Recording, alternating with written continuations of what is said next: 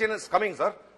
So I am asking, can you consider giving subsidy for LPG at a much better rate for these BPL families, where it can be given at probably 200 rupees per cylinder for the BPL families, and maybe at a higher rate for higher income groups? Mantri ji. Thank you. Honorable Speaker, sir, I want to, with your permission, draw the attention of the honourable member to the fact that it was precisely because the capacity to pay for families which are termed as BPL or below poverty line that the Ujjwala scheme was introduced. The Ujjwala scheme, sir, when it was introduced, initially it had 8 crore connections, and these 8 crore connections were provided a good 7 or 8 months before the time. We reissued another 1 crore 60 lakh cylinders under the Ujjwala scheme, where the lady member of the household is presented free of cost a cooking top and a cylinder. Now, during the course of the pandemic, sir, when economic activity had come to a grinding halt at one stage and then it was slow, and the families who are in the below poverty line categorization were the most severely affected, the government gave 3 cylinders free of cost to those BPL families. Sir, insofar as prices are concerned, I should like to submit through you, sir, to the House that we import 60% or thereabouts, perhaps even more sometimes, of our requirements. We have to import them. The import price, sir, is linked to what is called the Saudi CP or the Saudi contract price.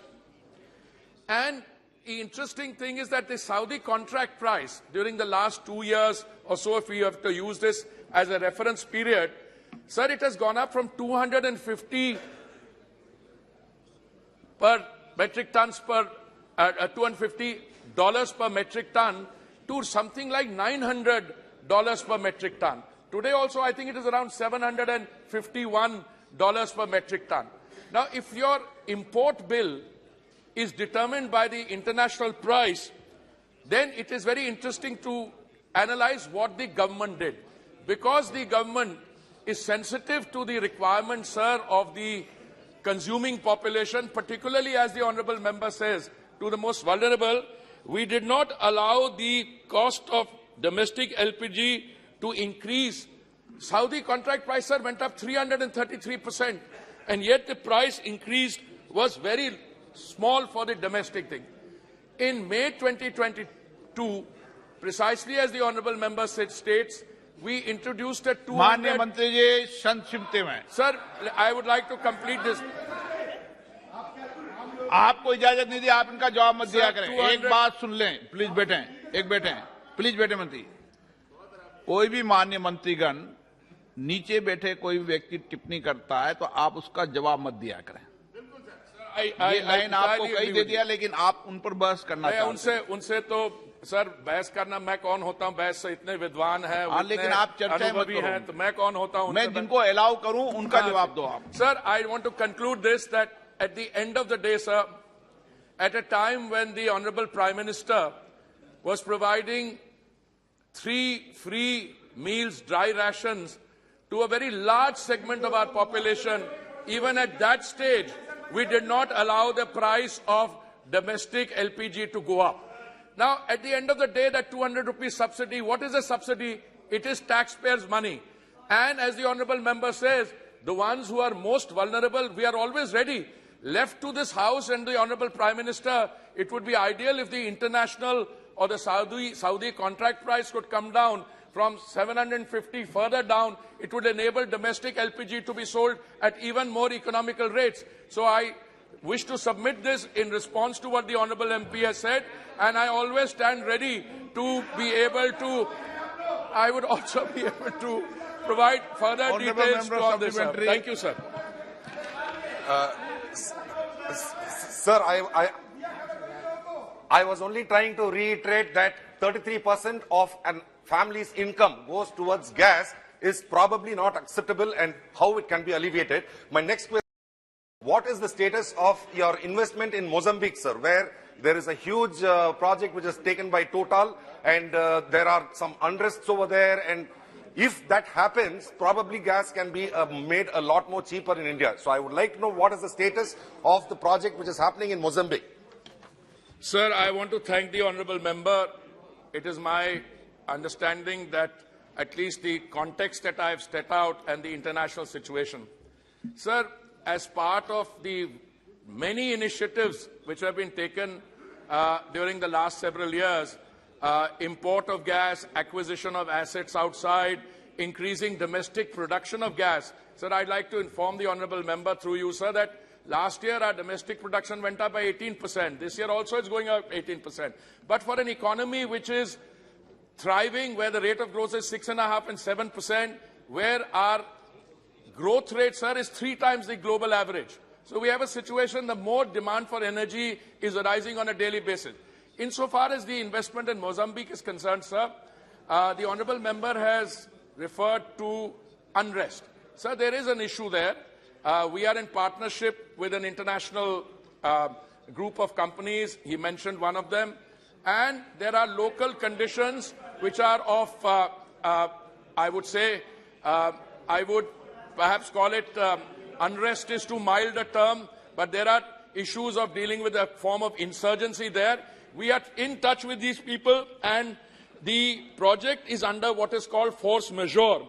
And the $6 billion investment by Indian companies, we are very confident that due to the negotiations we are having both with government parties and the others, people taking on responsibility, we will find a way and to navigate through this problem so that gas not only from Mozambique but from several other sources where we are getting gas from. And at the end of the day, the international price is determined by a variety of factors. And, you know, one of the analysis I read, sir, was in a few years' time, this will be all a thing of the past because there will be so much gas available. But we have to navigate the next 2 or 3 years through the kind of global situation as it exists today and as it is evolving. Thank you, sir. Srimati Supriya Sule. Sir, I would just like to ask the Honourable Minister, I appreciate you saying that for Atmanirbhar Bharat in 9 years you've managed to increase, but you're still at 60%. So from where did you start to bring it to this 20%, which you said you increased it by 16 and 16? So the domestic, if you could clarify. And my second limit, it's a question is, in the international process, what you mentioned, we've had a slight conflict with our various relationships because of the amount of oil and gas that we're getting from Russia. So that was a big benefit, and that's what came in the media. So why is that benefit of the oil cost not given to the consumer? So if you had made that agreement with Russia, which has come in the newspapers, and we have strained our other relations worldwide, including with America. So how does this balance work, and why is the common man not getting the cylinder cheaper if you think you've done such a good intervention? Honourable Speaker, sir, I think I should start by saying that precisely because the government wants to insulate our domestic consumer from the volatility which results on account of the international prices, we took a number of steps. First of all, if you look at the scale, in 2014, sir, we had 14 crore connections, gas connections. That has risen to 31 crore or more than that. Today, apart from the 31 crore connections, several other things have happened. Our gas pipeline, which was at something like 14,000 kilometers in 2014, we are taking it to 33,500 kilometers. That is a target. We are already at 23,500 kilometers. Our domestic production, I mentioned, has gone up 18% last year and 18% this year. But we still have to, after that increase in production, import 60%. Now the issue, sir, here is oil marketing companies have not increased the price. They took a massive loss, huge losses on account of the fact that they were not able to pass through onto the consumer the international price at which they were importing. So they had 28,000 crores lost, for which the government compensated them for 22,000 crores. Equally, insofar as petrol and diesel prices are concerned, sir, on two occasions, thank you for giving me this opportunity. In November 21 and again मंत्री जी, in May मैंने 22, गीता विश्वनाथन का announce कर दिया, आप बैठ जाइए। गीता विश्वनाथन जी।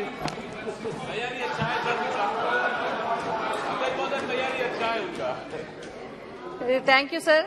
I convey my thanks to Honorable Minister for more and more connections given to under Ujjwala scheme. Sir, thank you. But I would like to know from the Honorable Minister, it is estimated that rural households with LPG connections are spending 6.7% of their income on fuel, which was 40% than the amount they were paying. Honorable Member, short mein. Shifting to LPG, thereby forcing them to make unfair choices about their basic standards of life. I would like to know from the Honorable Minister. माननीय मंत्री जी, माननीय सदस्यगण, मैं आपसे फिर आग्रह कर रहा हूं, अपना क्वेश्चन शॉर्ट में पूछो, नहीं तो जितना लंबा क्वेश्चन पूछोगे माननीय मंत्री जी उतना डबल जवाब देंगे। I must seek, sir, I'm happy to provide a shorter answer, provided to know what the question is. Sir, insofar as rural household spending is concerned, sir, I again reiterate, the government has taken a number of steps and very effective to insulate the consumer by bringing the price of petrol and diesel. They have not gone up since 6th April last year. Throughout the world, the increases are astronomical. In India, petrol and diesel prices in the OMC pumps have not gone up since 6th April of 2022. I think this point, sir, needs to be appreciated. Equally for gas, we have not allowed the increase in the Saudi contract price to be reflected in the domestic price. Sir, it is so easy to get excited and talk about things. The ground situation is India stands out as a shining example where the consumer has not had to face the increase in the global volatility and price increases. As I said, on 6th April 2022, petrol and diesel prices have not gone up in India, whereas they have shot up. You only need to look at what is happening in our neighboring countries. In one country, after 8 o'clock, you can't switch on the electricity because there is no energy. In another country, equally for gas, if the international price comes down, we are still willing, and if we need to look at the issues, equally, let me say, those who are recipients of or beneficiaries of Ujjwala, their consumption has gone up. I occasionally hear statements saying people don't take benefits. Average under Ujjwala, sir, is 3.68 cylinders in a thing. So think it has gone up very fast. And even those who earlier were not taking refills are now taking more and more refills. Question number 102 Shri Manoj Tiwari ji. धन्यवाद अध्यक्ष जी। मैं मंत्री जी से जानना चाहता हूं कि खादी और ग्रामोद्योग आयोग द्वारा उत्पादित खाद्य उत्पादों की गुणवत्ता में सुधार करने के लिए सरकार द्वारा कार्यान्वित की जा रही योजनाओं। Question number 102। माननीय मंत्री। अध्यक्ष महोदय, उत्तर सभा पटल पर रख दिया गया। माननीय सदस्य, मैं मंत्री जी से जानना चाहता हूं कि खादी और ग्रामोद्योग आयोग द्वारा उत्पादित खाद्य उत्पादों की गुणवत्ता में सुधार करने के लिए सरकार द्वारा कार्यान्वित की जा रही योजनाओं का ब्यौरा क्या है और पिछले 3 वर्षों में खादी क्षेत्र के आधुनिकीकरण के लिए कोई वित्तीय सहायता प्रदान की गई है क्या? माननीय अध्यक्ष महोदय, खादी विकास सुधार कार्यक्रम के अंतर्गत जो खादी में सुधार किया गया है, हमारा under Khadi development and reform programme के अंतर्गत खादी उत्पादों की गुणवत्ता सुनिश्चित करने के लिए 2013 में खादी मार्क की शुरुआत की गई थी। खादी मार्क न केवल खादी उत्पादों की वास्तविकता की गारंटी देता है, बल्कि खादी को ऐसे ब्रांड के रूप में बढ़ावा देता है जो सामाजिक, सांस्कृतिक, पर्यावरण संबंधी मूल्यों को दर्शाता है। माननीय सभापति महोदय, खादी विकास योजना के विज्ञान और प्रौद्योगिकी घटक के अंतर्गत उत्पादों की गुणवत्ता बढ़ाने, कारीगरों की उत्पादकता और आय में वृद्धि करने, मानव परिश्रम को कम करने, बाजार की मांग के अनुसार नए उत्पादों को विकसित करने तथा स्थानीय कच्चे माल का कुशलतापूर्वक उपयोग करने के लिए विभिन्न अनुसंधान विकास कार्यक्रम चलाए गए हैं। माननीय मंत्री जी ने बहुत विस्तार से जवाब दिया है और मैं उसके लिए आभार प्रकट करता हूं। मगर मेरा एक पूरा प्रश्न है, जैसे हमें भारत के यशस्वी प्रधानमंत्री जी की सोच और विजन जो खादी के लिए है उस पर बहुत गर्व है अध्यक्ष जी, और हमें पता है कि इसी के कारण आज युवाओं में खादी फैशन ट्रेंड कर रहा है। दो तीन बातें बहुत महत्वपूर्ण है जो हमें डेटा में मिला है कि इस समय निफ्ट के समान ही खादी भी फैशन वर्ल्ड की पसंद बन रही है अध्यक्ष जी, और खादी क्षेत्र के कामगारों की आर्थिक स्थिति को सुधारने के लिए प्रधानमंत्री जी बहुत चिंतित रहते हैं, जैसे युवाओं में खादी ट्रेंड हो वैसे ही। और मुझे एक अच्छी बात और आई है कि खादी ग्रामोद्योग केंद्र के जो अध्यक्ष हैं वो गांव-गांव प्रवास भी कर रहे हैं। पर मेरा प्रश्न है कि मंत्री जी बताएंगे कि जैसा वर्षों से जो गरीब कामगार हैं जो इस खादी को बनाने में सूत काटते हैं, जिनके लिए प्रधानमंत्री जी हमेशा चिंतित रहते हैं कि इनकी आर्थिक स्थिति अच्छी हो, क्या उनका वेजेस बढ़ाने का कोई प्रावधान है, कोई योजना है, उसमें जानकारी चाहता हूं। माननीय अध्यक्ष महोदय, विशेष रूप से निफ्ट की जो बात की है उसके लिए गांधीनगर, बेंगलोर, कोलकाता और तेलंगाना में हब बनाए गए हैं, जिससे उनके कामों को ज़्यादा से ज़्यादा काम किया जा सके और नई नई फैब्रिक का उत्पादन किया जा सके। घरेलू और अंतर्राष्ट्रीय बाजार उच्च स्तरीय फैब्रिक कपड़ों के गुणवत्ता मानकों का प्रसार किया जा सके। विशेष रूप से हमारे जो माननीय सदस्य हैं उन्होंने कहा है कि हमारे जो कारीगर हैं उनकी गुणवत्ता के लिए, उनकी सुधार के लिए क्या कुछ पैसा बढ़ाया जा रहा है। विशेष रूप से जब वो कर्तन करते हैं तो उन्हें 7.5 रुपये दिया जाता है एक कर्तन पर, लेकिन इसे बढ़ाने का प्रावधान किया गया है, इसमें कुछ न कुछ पैसा बढ़ाया जाएगा। निशिकांत दुबे। धन्यवाद सभापति महोदय, अध्यक्ष जी। माननीय प्रधानमंत्री जी के कारण खादी आज 1.5 लाख करोड़ से ऊपर का टर्नओवर कर रहा है। मेरा बड़ा साधारण सा सवाल है सर कि जो केवीआईसी है उसके जो बड़े बड़े शोरूम हैं वो दिल्ली, मुंबई, जयपुर, भोपाल, गोवा, और खादी ये रूरल एरियाज में रोजगार का बहुत बड़ा साधन है। और जो 298 क्लस्टर हैं खादी के, उसमें 250 क्लस्टर वैसे हैं जो कि इसी वेस्टर्न इंडिया में मौजूद है सर। ईस्टर्न इंडिया इससे अछूता है। मेरा आपके माध्यम से मंत्री महोदय से साधारण सा प्रश्न है कि वर्कसेट प्रोग्राम, मिशन सोलर चरखा, स्फूर्ति, वर्किंग कैपिटल, हनी मिशन और जो कंपटीशन आ रहा है दुनिया में खादी को प्राइवेट सेक्टर से जो आ रहा है या हैंडलूम सेक्टर से अलग हटकर जो मशीन मेड कपड़े पर आ रहा है, उसके बारे में ईस्टर्न इंडिया के डेवलपमेंट के लिए, खासकर बिहार, झारखंड, उत्तर प्रदेश, राजस्थान और बंगाल और नॉर्थ ईस्ट के लिए जो समस्याएं हैं जहां खादी की प्रेजेंस कम है, उसके लिए भारत सरकार क्या कर रही है?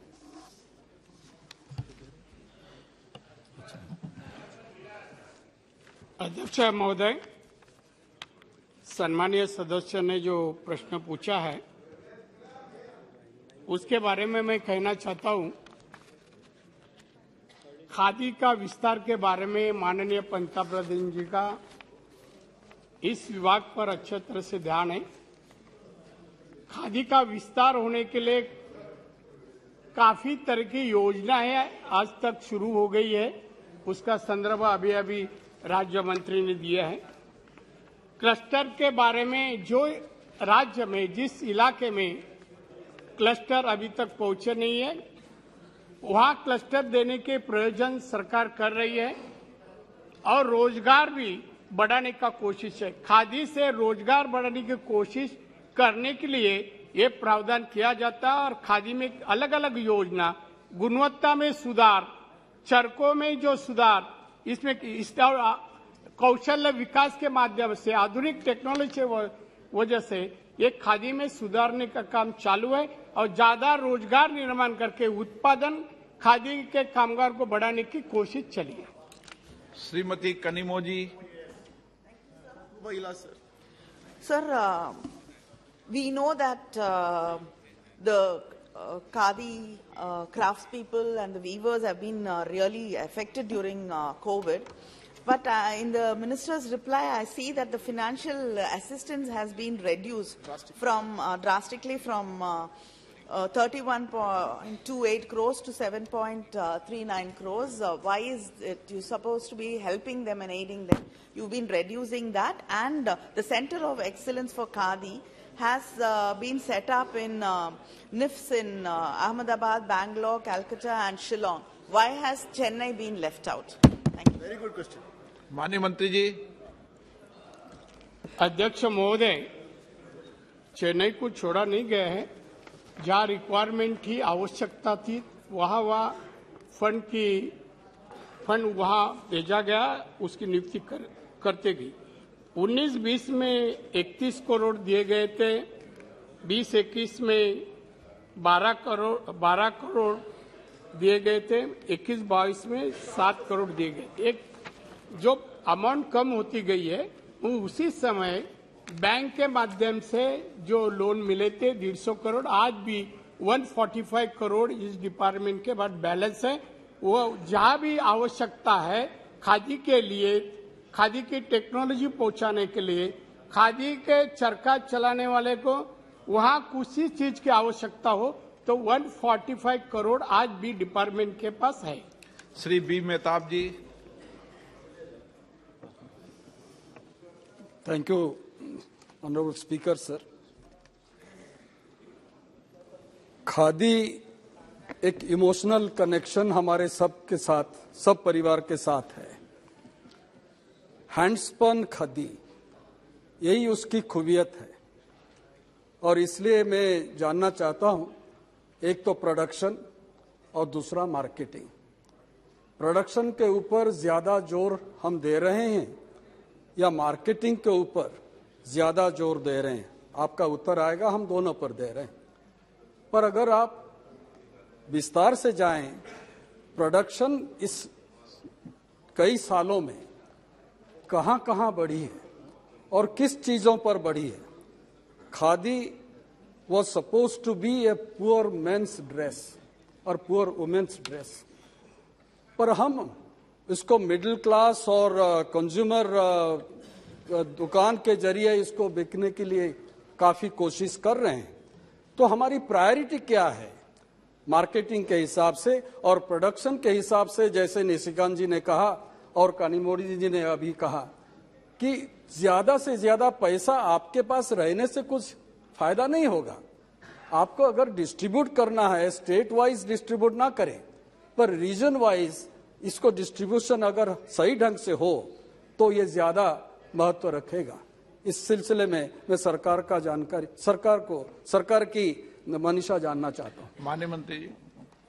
अध्यक्ष महोदय, माननीय सदस्य महोदय ने जो प्रश्न पूछा है, खादी तो आम आदमी या आम कामगार गरीबों के लिए रोजगार प्राप्त करने के लिए एक खादी के माध्यम से काम किया जाता है। खादी में सुधार हो, ज्यादा से ज्यादा कामगार को रोजगार मिले, अच्छा उत्पन्न मिले, इसमें कोशिश में सरकार काम कर रहा है। जहां आवश्यकता है इसमें काफी स्किल डेवलपमेंट के माध्यम से भी हम सुधार कर रहे हैं। और जो बेस है खादी का, खादी शुरू किया जिस कारण से वो बेस शुरू रहे, क्वालिटी वाइज खादी अच्छा निर्माण हुए। और मार्केटिंग इसलिए कर रहे हैं कि उसमें मार्केटिंग करेंगे। जो कामगार खादी बनाते हैं, कपड़ा बनाते हैं, वो मार्केटिंग करने के बाद ही उनको पैसा आ जाएगा। तो हमारा ध्यान खादी में रोजगार देना है, कामगारों को पर कैपिटा इनकम में किस तरह से सुधार हो, यह हमारा सरकार का उद्देश्य है। क्वेश्चन नंबर 103 श्री मोहन भाई कुंडारिया। माननीय मंत्री जी। Sir, a statement is laid on the table of the House. माननीय सदस्य।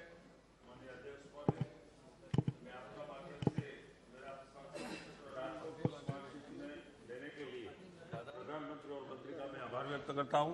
खास करके राजकोट स्मार्ट सिटी में 71 प्रोजेक्ट परियोजना में स्टार्ट किया था, उसमें से 33 परियोजना पूर्ण हुई है। 38 परियोजना का काम चालू है। सरकार की 2017 से 2023 तक 5 वर्ष की परियोजना था।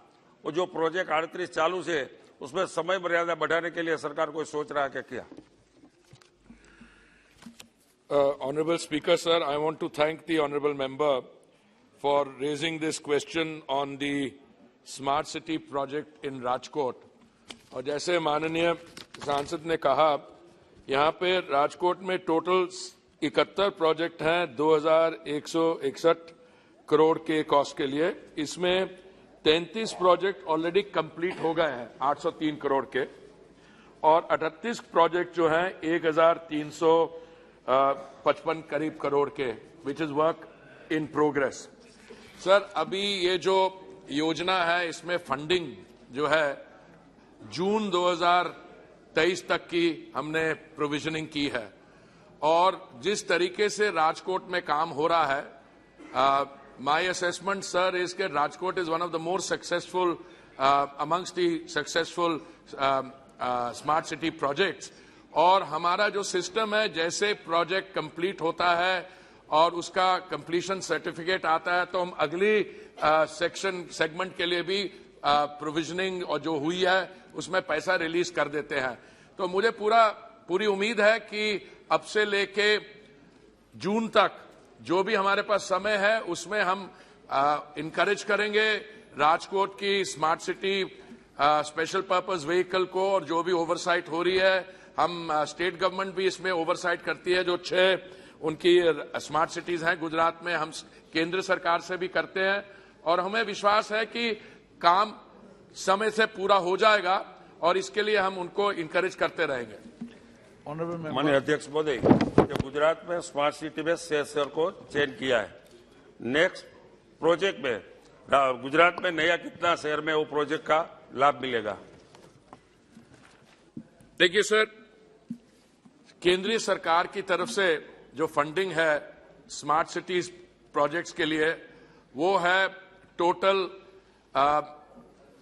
हमारी तरफ से 500 करोड़, और 500 करोड़ उसमें से राज्य सरकार की तरफ से आना है, और बाकी जो पैसा है पब्लिक प्राइवेट पार्टनरशिप के प्रोजेक्ट्स के थ्रू, और बाकी sir the central government stands ready to cooperate in for all the 100 smart cities. सब जगह integrated command and control centre बन गए हैं।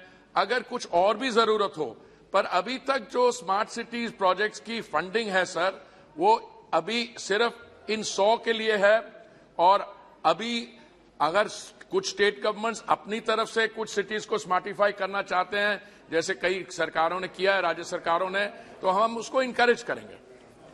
क्वेश्चन नंबर 112 भी क्लब किया जाता है। माननीय मंत्री जी 112 क्लब कर रहे हैं, स्मार्ट सिटी का क्वेश्चन है। श्री अर्जुन मीणा जी। धन्यवाद अध्यक्ष महोदय। माननीय मंत्री जी ने नहीं, पहले क्वेश्चन नंबर 112 बोलो। Question number 112। माननीय मंत्री जी। Sir, a statement is laid on the table of the house. माननीय सदस्य। धन्यवाद अध्यक्ष महोदय। माननीय मंत्री जी ने काफी विस्तृत से देश में 100 स्मार्ट सिटी के बारे में विस्तृत से उत्तर दिया है। मैं राजस्थान के उदयपुर स्मार्ट सिटी के बारे में लगभग 127 परियोजना का कार्य पूर्ण हो चुका है और 1371 करोड़ रुपए खर्च हो चुके हैं। 9 परियोजना का कार्य चल रहा है। मैं माननीय मंत्री जी से पूरक प्रश्न पूछना चाहता हूं, क्या मंत्री जी स्मार्ट सिटी उदयपुर में आने जाने वाले लोगों के लिए जाम लगता है बार बार, उसको निजात पाने के लिए उदयपुर सिटी रेलवे स्टेशन से कोट चौराहे तक एलिवेटेड रोड बनाने की मंशा रखते हैं क्या? धन्यवाद। कोई मंत्री जी के पास कोई नक्शा थोड़ी लगा, एक रोड का बता देंगे भाई। आप तो जनरल क्वेश्चन पूछो ना, इस रोड से ऑनरेबल स्पीकर सर, सबसे पहले तो मैं उदयपुर की जो स्मार्ट सिटी है, मैं उनको बधाई देना चाहता हूं। नेशनल रैंकिंग में आज वो 5वें स्थान पे है, and it's a very successful smart city project. पर मैं with due modesty, I also want to say, sir, that Udaipur is one of the most beautiful cities. Or even before the smart city project commenced in June 2015, Udaipur already had a very heavy footfall of tourists visiting the many beautiful locations there. And I've greatly benefited from these visits. Sir, जो smart city projects में individual projects take up किए जाते हैं वो state की तरफ से आते हैं, और इस समय मैं समझता हूं कि जो उदयपुर में आप देखिए तो 127 projects work has been completed, 1372 crores, work order stage में 9 प्रोजेक्ट्स हैं, 257 crores. Since only a few months are left for the projects to be completed, मैं समझता हूं इस समय कोई नया प्रोजेक्ट उसमें इंट्रोड्यूस करने के लिए स्कोप कम है. बट राज्य सरकार के एफर्ट से, केंद्रीय सरकार से एफर्ट से, अगर जो माननीय the honourable member mention traffic congestion and he had asked for an elevated roadway, these are all projects that can be considered by the concerned agency under different provisions which are available, sir. राज्य सरकार आपसे सलाह नहीं लेती, वो तो खुद ही change कर देती है. शशि थरूर जी. Mr. Speaker. Speaker, I was looking at the Minister's response, and I must say I'm concerned about the very uneven pace of implementation of the Smart Cities mission, given that there are only about 4 months left for the ultimate deadline of June 2023 for the 100 cities, sir. If I take one example, or one pair of cities that were both selected in September of 2016, you take Varanasi on the one hand, and you take Atal Nagar in Chhattisgarh. Varanasi, pretty much every program has been done, 98 out of 104 according to your website, whereas Atal Nagar, in fact, only 3.8% of the projects, that is 2 out of 53, are completed.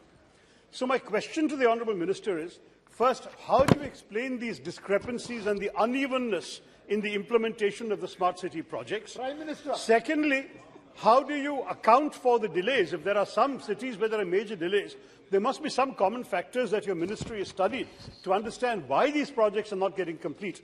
And finally, sir, how does Thiruvananthapuram fare in this league table of uneven implementation? Thank you, Mr. Speaker. You should be the Prime Minister. Sir, आप वरिष्ठ सदस्य, education का काम तो राज्य सरकार करेगी ना, तो सुपरविजन करेंगे. Sir, I have a very simple question. The honourable member knows, and I know the rest of us know, that when you read facts and figures and statistics, you have to be a little careful. Sometimes the time for a project under construction to be completed is very little. But till the completion certificate comes, it will be shown as work under progress. Sir, almost all 100 cities are doing fairly well. Some, due to the COVID period, there was a slowdown, or there were local factors, जैसे आपने sir hint किया from the chair, कि जो राज्य सरकारें होती हैं उनका भी इसमें रोल होता है. सो अभी जो केरला में स्मार्ट सिटी प्रोजेक्ट है, मैं समझता हूं इस पे हमें honourable member and I can have a special seminar along with other members to discuss it. But I don't think that it would be appropriate for me to share my assessment on why some things don't happen in state governments. It may not be in the spirit of the discussion we are having.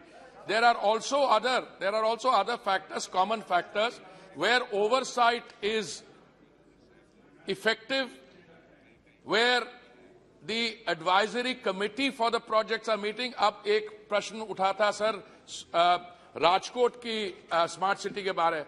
मुझे बहुत खुशी होती है आपको ये बताने में कि उसकी जो एडवाइजरी कमेटी है, जिसमें honourable MP is also a member, उनकी 16 मीटिंग्स हो चुकी हैं. हर एक क्वार्टर में उनकी मीटिंग होती है. तो जहां पे the local MPs and elected representatives take this thing, there is a very big difference. जहां तक ये अनइवन प्रोग्रेस है, आई वुड रिक्वेस्ट कि जब हमारी आप वेबसाइट भी देखें तो उसमें वेबसाइट में भी देखें तो वेबसाइट भी देखें, Varanasi was declared a smart city in September 2016. Atal Nagar came in round 3 much later. So to compare something which is in round 1 to something which is in round 3 also requires what I call, and if I may have your permission, it's what is called a statistical hop, step and jump, which I think educated members and analysts should try and avoid indulging in. Adhir Ranjan जी, मेरा सवाल दूसरे सवाल पे है। मुझे दूसरे सवाल पे पूछना है सर। पूछे ना। नहीं, वो मंत्री नहीं। तो आप उठे क्यों थे? आपको अगर प्रश्न नहीं पूछना था तो आप उठे क्यों थे? सर इसलिए उठा था कि शशि थारूर जी जो सवाल पूछा था सर, ये डिस्क्रिपेंसी के बारे में उनका सवाल स्पष्ट था कि बेनारस वो विद्वान है, आप उनका सब लेकिन our concerned minister is a well loquacious minister in the house. He knows how to deflect, and how to. Question number.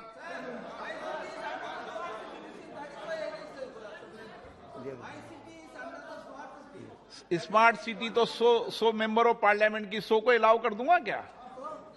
100 city 100 member of parliament के स्मार्ट सिटी तो 100 को अलाउ कर दूंगा क्या? No 104 Shri BB Patil. BB Patil sir just small question, जवाब पटल पर रखा है। Shri Dayanidhi Maran. Thank you, Speaker, sir. Sir, our minister is a very dynamic minister, and he has all the data in his hand. I just find fingertips. I just want to ask you, sir, you're doing this pilot project about 2 parts. The first part is this: how you ensure that when you lay these fibers, you don't expand the roads again, so that these fibers don't get affected?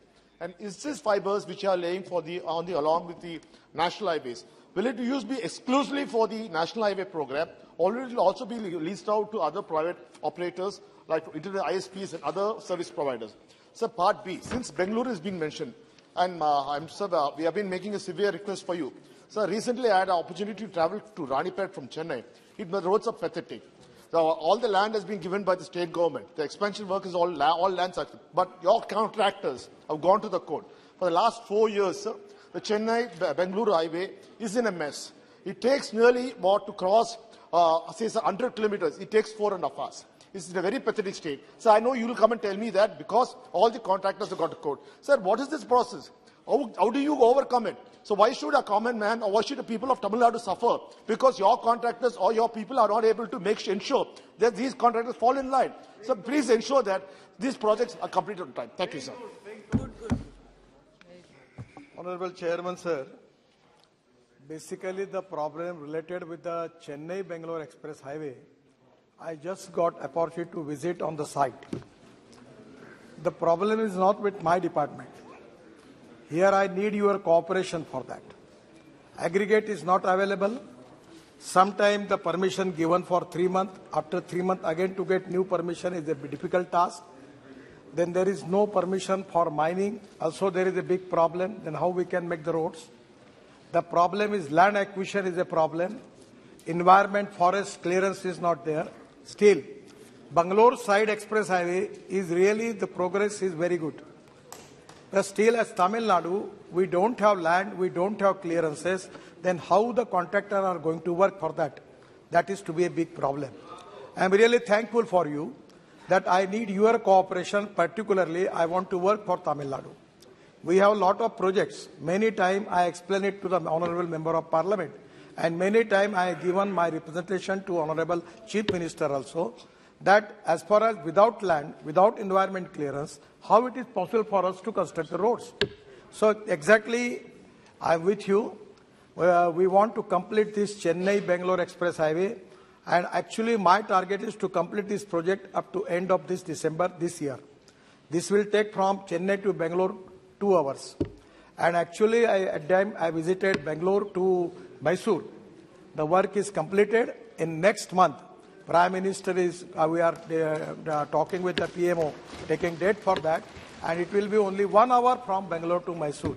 I understand the importance of the road, and 100% we will try our level best to clear it, but also your cooperation will be there. It will be a great thing for me to complete the project. Regarding this Delhi-Mumbai Express Highway, regarding this is a Greenfield Express Highway. Yes, I am telling you that. We are working on that. About our mandate is only to construction of road. But now in many times, petroleum minister, they need land acquisition for making of gas pipeline, making of petrol and diesel, other things they need. They are making lot of big projects. Then there is some of the optic fiber, the other departments are doing lot of work. The idea is experimentally for a pilot project, we are doing 2 projects. One is Delhi-Mumbai Expressway, Greenfield Expressway, and the other is Hyderabad-Bangalore Industrial Corridor, that is Brownfield Expressway. We have already appointed the agency Andhra Pradesh Urban Infrastructure Asset Management Limited, appointed by our NHLML, that is the organization in our NHI. And now the planning is that the cost is very high because it comes in crores, 6 to 7 crore rupees per kilometer. The idea is we can make a duct where we can make a petroleum pipeline, we can make IT fiber line. Also there will be pipe, PVC pipe or the LDP pipe or HDP pipe for using for optic fiber cable. Then we can use electric cable also, and that can be easy because we don't need any land for that because already acquisition is there. We can save the money on that. So Prime Minister program on Gati Shakti, we have to create cooperation, coordination and communication between the stakeholders. On the basis of that we are doing. But now I am thankful for honorable member to asking me this question. Now we are framing the policy whether it is possible to work on BOT. If the private people can invest the money in duct and then we can give these services to the concerning department, it can be 100% whether it is possible or not. But because of today when I was taking the briefing, we have taken a decision to formulate the policy on PPP mode. If it is not economically viable on PPP mode, we can make it in hybrid annuity mode. We will finance some subsidy for that. But this is the need of the hour. Because as far as the target of our government is concerned regarding the popularity of internet and other things, it is very important. And I feel that this is the time that our target is to make the optic fiber cable up to 50 lakh kilometers. So we need to connect villages also. And because of 5G also, there is a great importance for that. We are working on the process, but basically my mandate is only for road construction. That is with the IT ministry and other ministries are there. But we have the land is ready. In Delhi-Mumbai Express Highway, we have a land available 120 meter. The one lane is only 3.5 meter. We are first stage making only 8 lane. We can go up to 16 lane. Still, we can give land for bullet train. Today, tomorrow, even if they want to start bullet train work from Delhi to Mumbai, land is available. We are also thinking on line of Hyperloop and something. And also the Delhi-Jaipur highway. The first time, the Prime Minister is going to inaugurate at 12, where we are planning for making of e-highway. From Delhi to Jaipur, the electric cable will be there. And the futuristic technologies are concerned. The idea is our truck and buses like the train, they're taking the advantage of that cable and going through Delhi to Jaipur. We are working on that, and that is also a first pilot project. I don't know whether how it can going to be a success, but it is a first trial for that. I am very much thankful for you for asking me this question. And again, I am humbly request you, all members of Tamil Nadu, in your constituency regarding NHI work, please cooperate us. We want to do it. Question number 105, Srimati Sajda Ahmad. माननीय मंत्री जी, उत्तर सदन के पटल पे रखा गया है माननीय अध्यक्ष महोदय। श्री अधीर रंजन चौधरी जी, सर मत तो आई नहीं ना सर, मेंबर नहीं है सर। अच्छा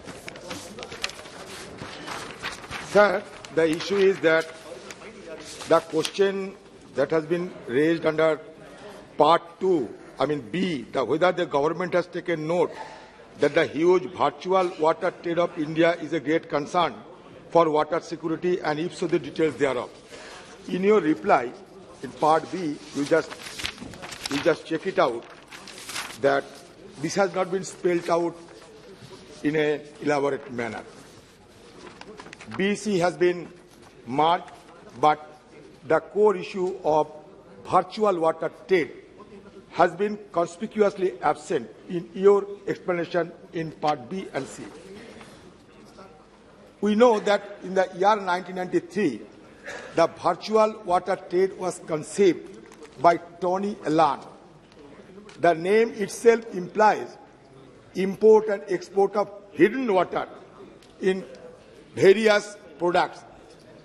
we don't have any idea of what is called virtual trade because people are not aware of it. I personally even not aware of it. Do you have any policy of virtual water trade in India? And what are the challenges and what are the benefits? Have you ever estimated on it? Because in the prevailing situation, I think this could be considered. But the question was raised, but the answer is seriously deficient. So that is why I thought it prudent to flag your attention. धन्यवाद माननीय अध्यक्ष महोदय। माननीय सदस्य ने virtual water trade के बारे में अपनी अनभिज्ञता और सदन की अनभिज्ञता के बारे में चर्चा की है। जिन सज्जन का नाम माननीय सदस्य ने लिया है, उन्होंने एक अध्ययन करके ऐसा बताया कि बहुत सारे क्योंकि जो भी कुछ उत्पादन होता है, चाहे भोजन का उत्पादन है, जो कपड़े हम पहनते हैं उसका उत्पादन है, जो हम सेवाएं जो हम उपयोग में लेते हैं, हर एक तरह की सेवा में कहीं न कहीं पानी की आवश्यकता होती है। जो कृषि के उत्पाद भारत एक्सपोर्ट करता है, उसको लेकर के माननीय सदस्य ने चिंता व्यक्त की थी कि हम जो चावल निर्यात करते हैं, हम गेहूं निर्यात करते हैं, हम कपास निर्यात करते हैं, हम चीनी निर्यात करते हैं, ये सभी वाटर गजलिंग क्रॉप्स हैं और इनके निर्यात के चलते हम वर्चुअली पानी को निर्यात कर रहे हैं, जो कि भारत जैसे देश में जिसमें पानी की कमी है, निश्चित रूप से चिंता का विषय है। मैं माननीय सदस्य की जानकारी के लिए बताना चाहता हूं कि भारत सरकार ने जो कृषि के क्षेत्र में पानी उपयोग होता है, इसके उपयोग को कम करने के लिए निरंतर प्रयास किए हैं। माननीय प्रधानमंत्री जी के नेतृत्व में हमने स्मार्ट इरिगेशन को बढ़ावा देने के लिए, प्रेशराइज्ड पाइप्स के माध्यम से इरिगेशन को बढ़ावा देने के लिए, जिसके लिए सामान्यतः माना जाता है कि 20% पानी की बचत होती है, और मैं यहाँ उल्लेख करना चाहता हूँ मध्य प्रदेश का, कर्नाटक का, महाराष्ट्र का, गुजरात का, इन सरकारों ने इस दिशा में बहुत बेहतरीन काम किया है। इसके अतिरिक्त जो है पर ड्रॉप मोर क्रॉप से आपको जानकारी होगी, माननीय प्रधानमंत्री जी ने कहा कि हमें हर एक बूंद से अधिकतम उत्पादन हो सके, इस दिशा में काम करना चाहिए। माइक्रो इरिगेशन को प्रमोट करने के लिए भी सरकार काम करती है। इन सब के अतिरिक्त भी यदि मैं माननीय सदस्य और सदन की जानकारी के लिए निवेदन करना चाहता हूं, आप सबको इस विषय का संज्ञान है कि इस वर्ष को भारत के माननीय प्रधानमंत्री जी के आग्रह पर और अनुरोध पर मिलेट ईयर के रूप में घोषित किया गया है। मैं ऐसा मानता हूं कि जिस तरह से दुनिया में फूड पैटर्न्स चेंज हो रहे हैं और उसके कारण से जो अवेयरनेस बढ़ रही है, it's an opportunity for our nation, क्योंकि हम दुनिया में सबसे ज्यादा मिलेट्स पैदा करने वाले देश हैं, सबसे ज्यादा वैरायटी ऑफ मिलेट्स पैदा करने वाले देश हैं। अगर इस समय में हम अपने किसानों को उसमें प्रोत्साहित करके अपने देश में और पूरे विश्व भर में उपभोग के लिए मिलेट्स पैदा करें तो हम वाटर फुटप्रिंट को नीचे ला सकते हैं। इसके अतिरिक्त भी वाटर फुटप्रिंट को कम करने के लिए विशेष रूप से, क्योंकि ये चावल के संदर्भ में कहा गया है, चावल के उत्पादन में आईसीआर ने इस तरह की सीड वेराइटीज को डेवलप किया है कि उन सीड वेराइटीज से पानी के उपयोग को 1/4 25% तक लाया जा सकता है। जहां 1.2 से 1.8 मीटर तक स्टैंडिंग वाटर, क्यूबिक मीटर तक स्टैंडिंग वाटर की आवश्यकता है, उसको 30 सेंटीमीटर तक रिड्यूस किया जा सकता है। क्योंकि पानी और कृषि दोनों राज्य का विषय है, नीचे इस विषय को, इन टेक्नोलॉजीज को, वेराइटीज को प्रोपोगेट करने की जिम्मेदारी प्राथमिक रूप से राज्यों की है और बहुत सारे राज्यों ने इसमें बहुत अच्छा काम भी किया। मैं हरियाणा का यहां विशेष रूप से उल्लेख करना चाहता हूं। उन्होंने चावल के उत्पादन के रकबे को घटाने के लिए एक इंसेंटिव स्कीम शुरू की और उसके कारण से लगभग 1 लाख हेक्टेयर रकबा उन्होंने पायलट प्रोजेक्ट के माध्यम से जो है वो डाइवर्सिफाई करने में सफलता प्राप्त की है। इसी तरह के प्रयास महाराष्ट्र ने भी किए कि जब देवेंद्र फडणवीस जी की सरकार थी, उन्होंने कहा कि गन्ना और जो है कपास केवल ड्रिप इरिगेशन से ही उगाए जा सकते हैं। हमको निश्चित रूप से इस दिशा में संवेद स्वर से हम सबको भी बात करना पड़ेगा, काम करना पड़ेगा। हमको अपने क्षेत्र में, हम सब लोग अपने अपने क्षेत्र के प्रतिनिधि भी हैं और हम अपने क्षेत्र के लीडर्स भी हैं। हम अपने क्षेत्र में किसानों को अधिकतम उपयोग किस तरह से, पानी के न्यूनतम उपयोग में अधिकतम खेती किस तरह से कर सकते हैं, इस पर हम सबको निश्चित रूप से काम करना पड़ेगा, तब जाकर के हम इसको वर्चुअल ट्रेड बैलेंस को कम कर पाएंगे। Question number 106 Shri Dushyant Singh ji. तो चेयर सर, माननीय मंत्री जी पटल पर रख दिया गया। धन्यवाद speaker ji. I would like to ask the honourable minister, आदरणीय प्रधानमंत्री जी ने बड़े अच्छे काम किए हैं और उन्होंने उनके निर्देश में रीजनल कनेक्टिव स्कीम का काम शुरू किया गया है और जिसमें हब एंड स्पोक का काम शुरू किया गया है कि मतलब बड़े एयरपोर्ट से छोटे एयरपोर्ट बड़े एयरपोर्ट को लिंक करना था। इसमें इंफ्रास्ट्रक्चर का जो डेवलपमेंट किया गया है, अभी ट्रैवल अब बढ़ चुका है। मेरा प्रश्न मंत्री जी से ये है कि वर्तमान के जो एयर ट्रैफिक कंट्रोल ऑपरेटर्स हैं, एक कमेटी रिपोर्ट आई है, पेपर में भी लिखा गया है कि वर्तमान में जो वॉच ड्यूटी टाइम लिमिटेशन है, इसकी जो रेस्ट रिक्वायरमेंट्स हैं, इसमें लोगों को इसमें जो ये क्या गया है कि डीजीसीए ने मांगा है कि रूल्स की वर्किंग कंडीशन को बदलने का, कि वर्तमान की जो एग्जेम्पशंस हैं उसको 5 टाइम्स अभी पुअर कंडीशंस हैं इनके जो हमारे एयर ट्रैफिक कंट्रोलर्स हैं। क्या सरकार जो रिक्वायरमेंट्स हैं उसको सतुलन करेंगी और क्या नई पोस्ट जो एयर ट्रैफिक कंट्रोलर्स की पोस्ट है वो करने के लिए प्लानिंग करेंगी और ये कब तक होगा जिससे हमारे पूरे देश में जो आरसीएस एयरपोर्ट्स हैं और बाकी के एयरपोर्ट्स हैं इसका पूरा लाभ ले पाएंगे? धन्यवाद सर। अध्यक्ष महोदय, जहां तक एटीसीओज का सवाल है, डीजीसीए इनकी पूरी जानकारी रखता है, इनके बारे में पूरी तहकीकात करता है और एक का नंबर रखता है कि इतने एटीसीओज होने चाहिए। उसके हिसाब से हम उतने एटीसीओज के लिए रिक्रूटमेंट करते हैं, उनकी ट्रेनिंग करते हैं। मैं बताना चाहूंगा कि हमारे मंत्रालय ने 2021 से अब तक 792 लोगों की रिक्रूटमेंट की है और इस समय 456 एटीसीओज के लिए कार्य प्रगति पर है ताकि ये ट्रेन होकर अपनी अपनी जगह पर जा सके। जहां पर एटीसीओज की कमी होती है वहां पर वॉचार्स उसी हिसाब से कम कर दिए जाते हैं ताकि जो वहां पर एक्चुअल ट्रैफिक की रिक्वायरमेंट है उसके हिसाब से कार्य किया जा सके। हमारा सतत प्रयास है कि हम जो भी रिक्वायरमेंट हमको दी जाए उसको पूरा करें ताकि हमारे यहां किसी प्रकार की कमी ना आए। सेकंड सप्लीमेंट्री सर, मैं राजस्थान के उस भाग से आता हूं जो एक एस्पिरेशन डिस्ट्रिक्ट है सर। झालावाड़ और बारां में हमारे झालावाड़ का जो एयरपोर्ट बनने जा रहा है वो राजस्थान का सबसे बड़ा एयरपोर्ट बनने जा रहा है। मैं माननीय मंत्री जी से मैं जानना चाहता हूं कि जहां हाड़ौती में, जैसे आपका क्षेत्र आता है, आपके क्षेत्र में भी एयरपोर्ट बनना चाहिए, हमारे क्षेत्र में भी एयरपोर्ट बनना चाहिए, हाड़ौती में के साथ साथ पूरे राजस्थान में एयरपोर्ट बनना चाहिए। क्या वर्तमान की सरकार राजस्थान के लिए जो आरसीएस रूट्स में हमारे एयरपोर्ट्स में नई रूट्स प्लान करेंगी और प्लान करने के साथ हमें अश्योरेंस चाहिए कि हमारे एस्पिरेशन डिस्ट्रिक्ट के लिए क्या सरकार हमारे आरसीएस रूट करके देगी, जिससे हमारे जो नए एयरपोर्ट बनेंगे, जिससे हमारे जो बच्चे पढ़ने आते हैं हमारे क्षेत्र में, बिहार से आते हैं, उत्तर प्रदेश से आते हैं, नॉर्थ ईस्ट से आते हैं, उनको आने जाने में, और अब जो हब एंड स्पोक का जो आपका स्कीम अब चल रहा है, क्या हमारे छोटे छोटे एयरपोर्ट्स को भी आप प्रोत्साहन करेंगे और आरसीएस रूट से जोड़ेंगे, और क्या झालावाड़ को इस रूट से आप जोड़ने की प्लानिंग कर रहे हैं क्या?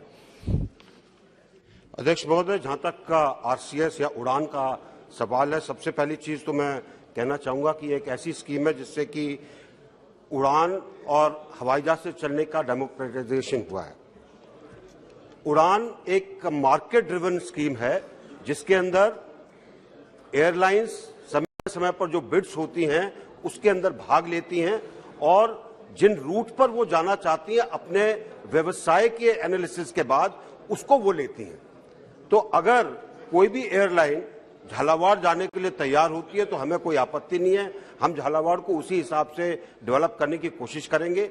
लेकिन ये एयरलाइन के ऊपर निर्भर है और इस समय जबकि सब कुछ मार्केट ड्रिवन है, सरकार सिर्फ उनको बता सकती है कि आप इसके ऊपर कार्य करिए, लेकिन उनको फोर्स नहीं कर सकती। श्री रितेश पांडे। धन्यवाद आदरणीय अध्यक्ष जी। अध्यक्ष जी, मैं आपके माध्यम से माननीय मंत्री जी से ये पूछना चाहता हूं कि एयर ट्रैफिक कंट्रोल ऑपरेटर्स की संख्या और बढ़ाने के लिए लखनऊ के ऊपर जो ज्यादा ट्रैफिक है, अयोध्या वहां से मात्र 120 किलोमीटर दूर है, जहां पे एयरपोर्ट बनकर के लगभग तैयार हो गया है। वहां पे फ्लाइट्स आने से एयर ट्रैफिक कंट्रोलर्स की वहां एम्प्लॉयमेंट और बढ़ेगी और अयोध्या और अंबेडकर नगर, आजमगढ़ जैसे जिलों के लिए एक उपलब्धि जो है वहां पे, बस्ती भी जो है वहां पे एक उपलब्धि बढ़ेगी। तो ये एयर ट्रैफिक कंट्रोलर्स की नियुक्तियां बढ़ाने के लिए क्या अयोध्या एयरपोर्ट को आप जल्द से जल्द चलवा करके वहां पे एयर ट्रैफिक कंट्रोलर्स को आप नियुक्त करेंगे और वहां पे जो लखनऊ का ज्यादा ट्रैफिक है वो डाइवर्ट होगा, एयर ट्रैफिक है वो डाइवर्ट होगा कि नहीं, और कब तक होगा? धन्यवाद।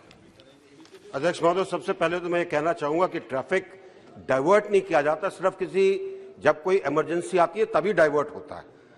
एयर ट्रैफिक अपने रूट्स के ऊपर चलता है, जहां पर हवाई जहाज ठीक से जा रहा है, हवाई अड्डा ठीक है, मौसम ठीक है, हवाई जहाज वहां पर उतरेगा। लेकिन जहां तक इस नजदीकी का सवाल है, जब भी एयरपोर्ट तैयार होगा, जब भी उसके ऊपर हवाई जहाजों का चलन होगा, एटीसीओज की जो भी रिक्वायरमेंट है उसकी पूरी की जाएगी। Question number 107 Shri Balashowry Vallabhaneni. 107 माननीय मंत्री जी।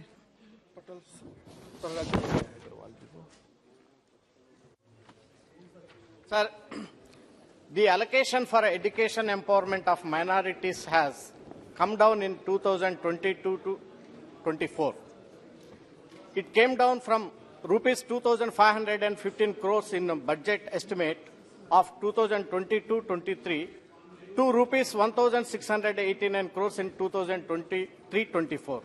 It means you are spending less money for education empowerment of minorities in 2023-24. Is it true? What is the reason for behind to reduce this much of amount? माननीय अध्यक्ष महोदय, सरकार ने कौशल विकास और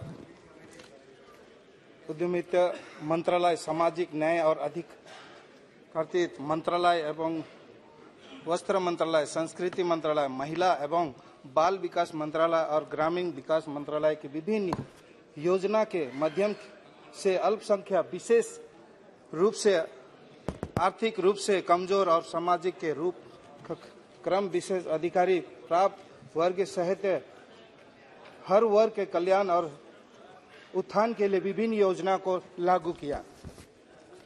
अल्पसंख्यक कार्यालय मंत्रालय केंद्रीय रूप से अधिसूचित 6 अल्पसंख्यक समुदाय के लिए सामाजिक, आर्थिक और शैक्षणिक सशक्तिकरण के लिए विशेष रूप से देश भर में विभिन्न योजनाओं को लागू करता है। पिछले 5 वर्ष के दौरान मंत्रालय द्वारा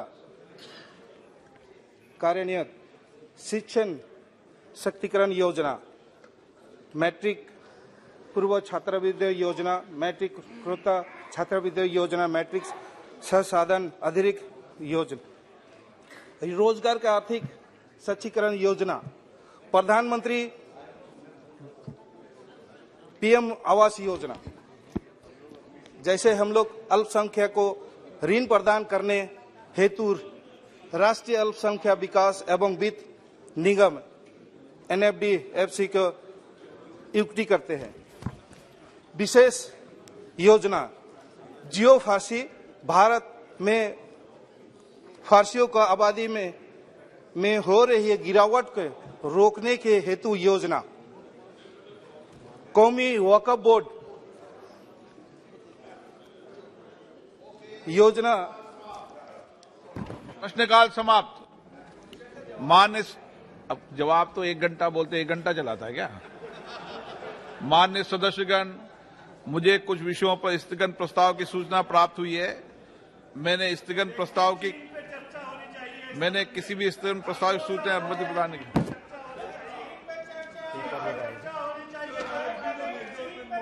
सभा पटल पर रखे जाने वाले पत्र, आइटम नंबर 2 श्री प्रहलाद सिंह पटेल। माननीय अध्यक्ष महोदय, आज की कार्यसूची में मेरे नाम के सामने उल्लिखित क्रम संख्या 2 पर उपस्थित कागजात को मैं सभा पटल पर रखता हूं। Item number 3 Shri VK Singh ji. महोदय, आपकी अनुमति से मैं संशोधित कार्यसूची के क्रम संख्या 3 पर मेरे नाम के सामने उल्लिखित पत्रों को सदन के पटल पर रखता हूं। आइटम नंबर 4 श्री कृष्णपाल जी। आदरणीय सभापति महोदय, मैं आपकी अनुमति से आज की संशोधित कार्यसूची में क्रम संख्या 4 पर मेरे नाम के सामने उल्लिखित दस्तावेज सदन के पटल पर रखता हूं। आइटम नंबर 5 श्री भानु प्रताप सिंह वर्मा जी। माननीय सभापति महोदय, आपकी अनुमति से आज की संशोधित कार्यसूची में क्रम संख्या 5 पर मेरे नाम के आगे उल्लिखित कागजात को सदन के पटल पर रखता हूं। आइटम नंबर 6 श्री अर्जुन मेघवाल जी। धन्यवाद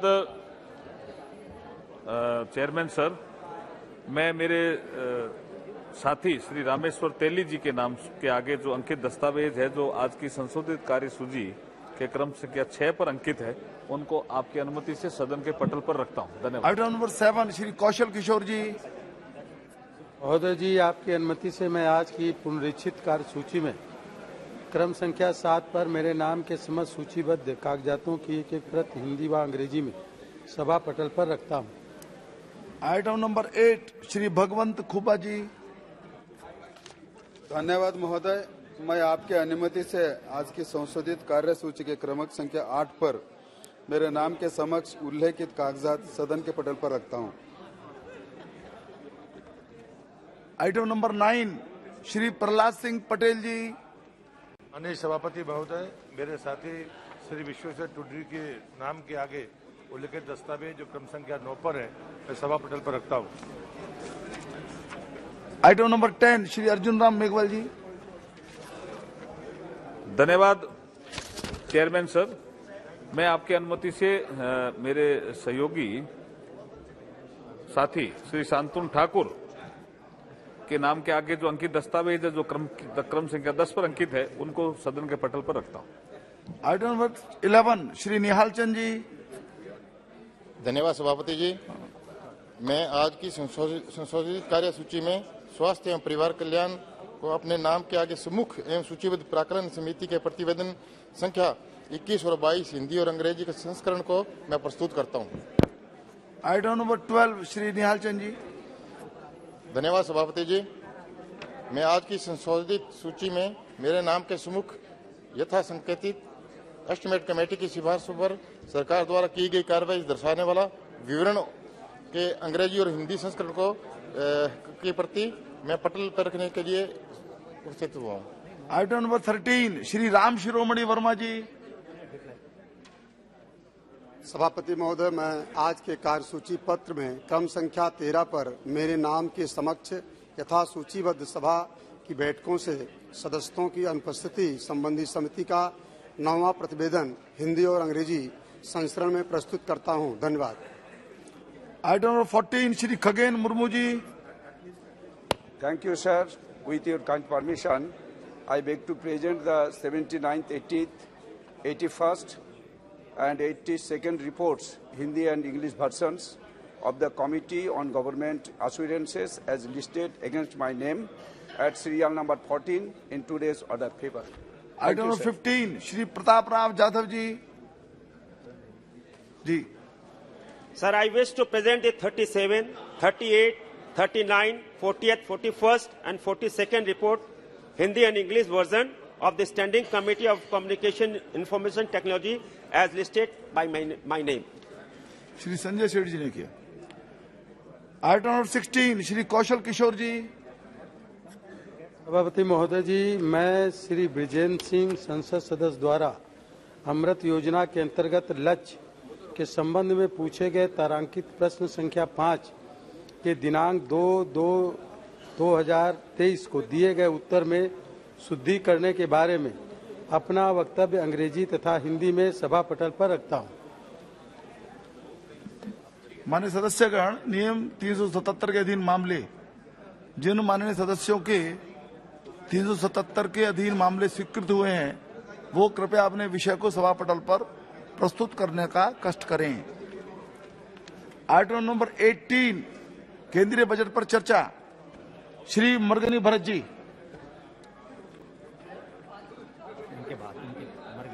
Sir, our party is given 30 minutes of time, sir. So kindly make sure of that time. आप बोलिए तो. Wait, the party is giving 30 minutes of time. Sir. Please start. Sir, at the outset, I'm so grateful to place my views on the national budget 23-24, sir.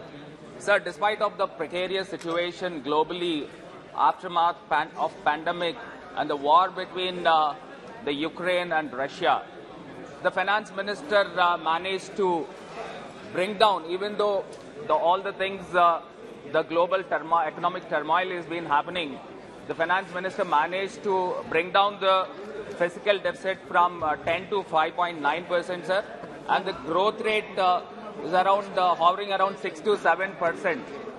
But how far the vision and the dream of the Honorable Prime Minister's $5 trillion economy can be achieved, sir? Sir, of course, we do understand. माननीय सदस्यगण कृपया बातचीत बंद करें. No murmuring, please. Please. Sir, we do understand that the Honorable Finance Minister made her budget very balancing, sir. Sir, the 10 lakh crores of capital expenditure, which is coming around 3.3% of GDP, and there is a feel-good factor among the middle class through direct taxes, sir. And at the same time, if the government of India would have slashed down the cylinder price, the gas cylinder LPG price, they would have managed to gain a lot of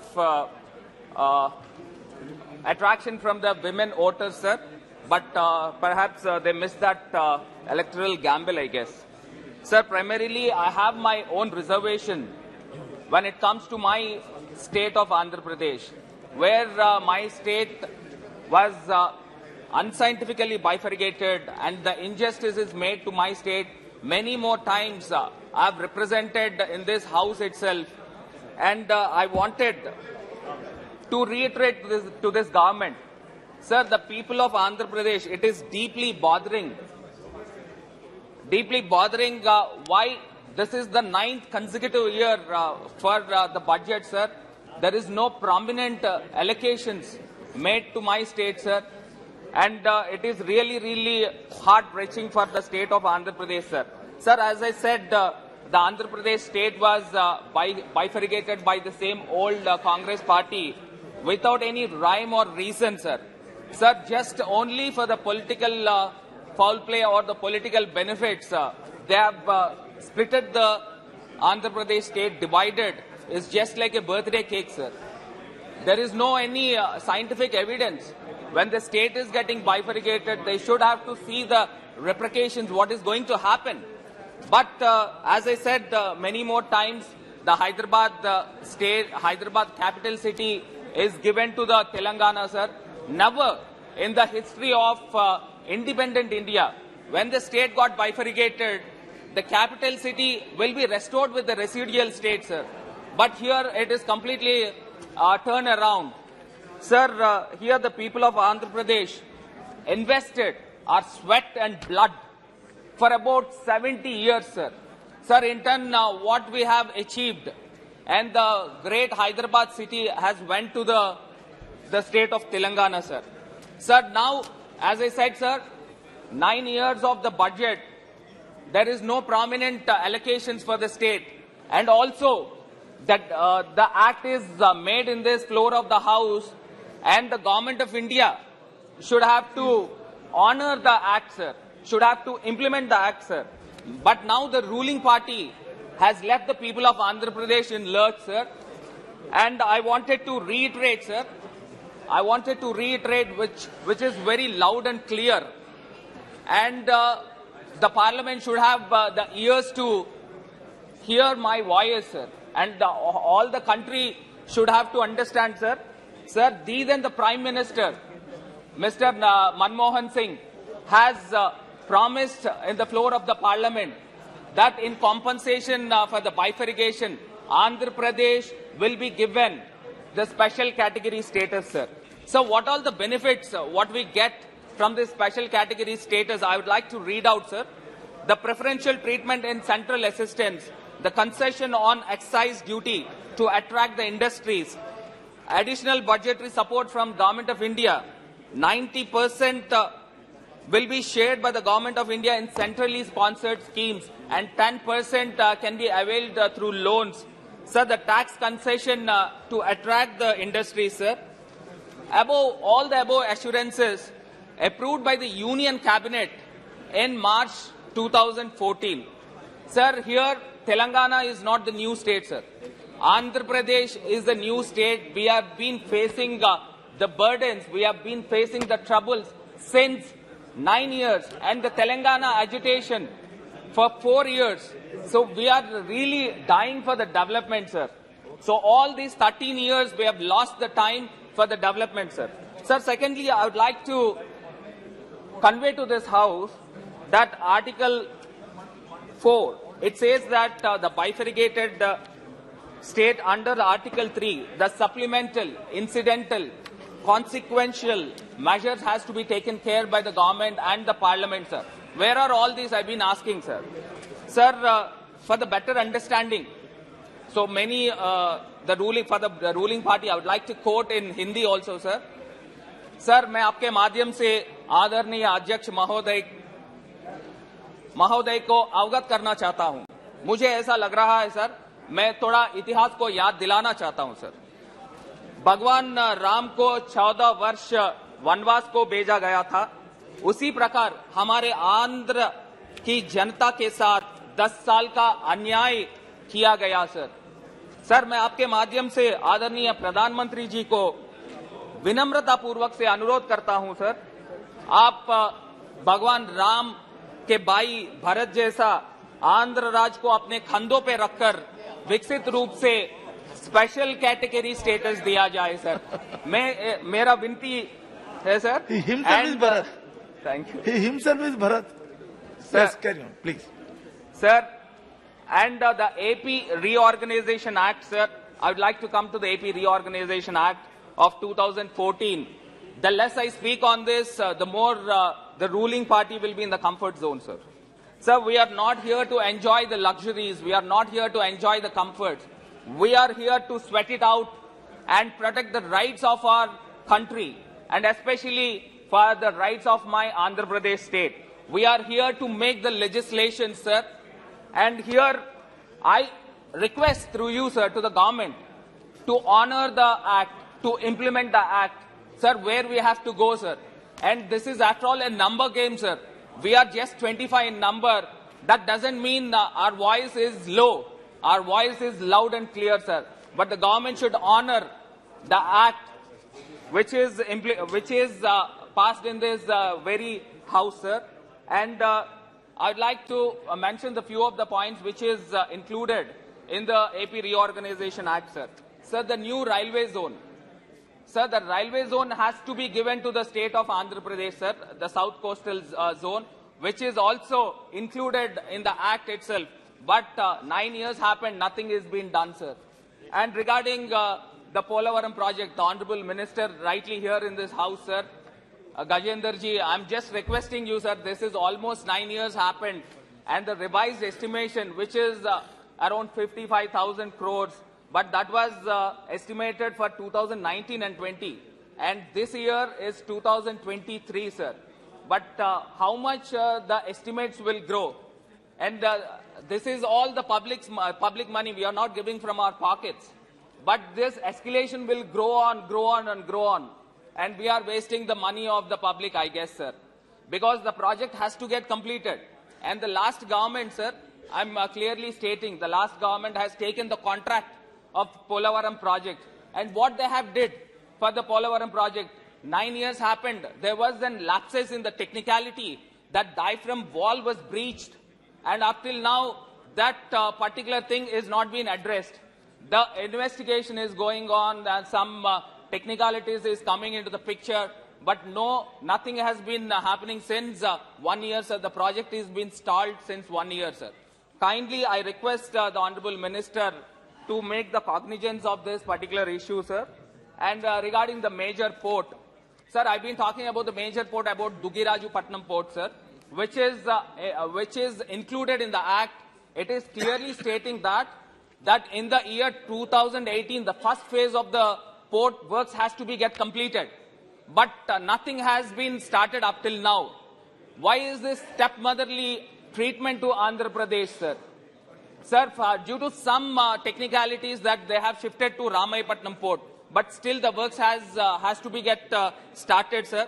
And regarding the Kadapa steel plant, and our voice, sir, the Kadapa steel plant, always the Honorable Chief Minister comes to the Prime Minister and the Honorable Home Minister. We've been asking for the funds for the allocation of Kadapa steel plant also, sir. And we talk about the major rail projects, sir, especially the metro projects for Visakhapatnam and Vijayawada. So what happened to all these projects, sir? How can we compete with Bombay? How can we compete with Bangalore, Hyderabad and Chennai, sir?